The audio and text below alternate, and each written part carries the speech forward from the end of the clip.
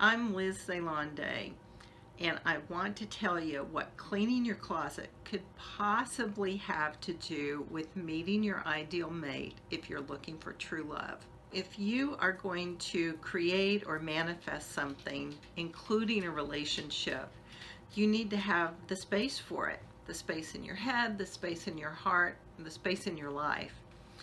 So cleaning your closet is a metaphorical, metaphysical, and highly practical way of doing that.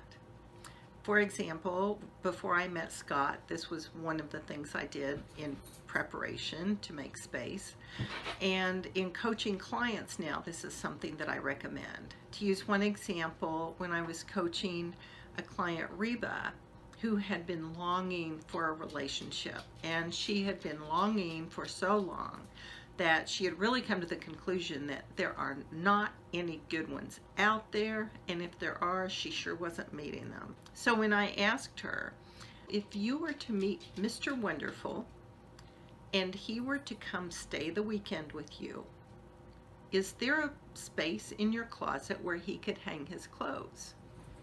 Is there an empty drawer where he could put a few things? Is there room in your bathroom where he would be able to put his toothbrush and toothpaste?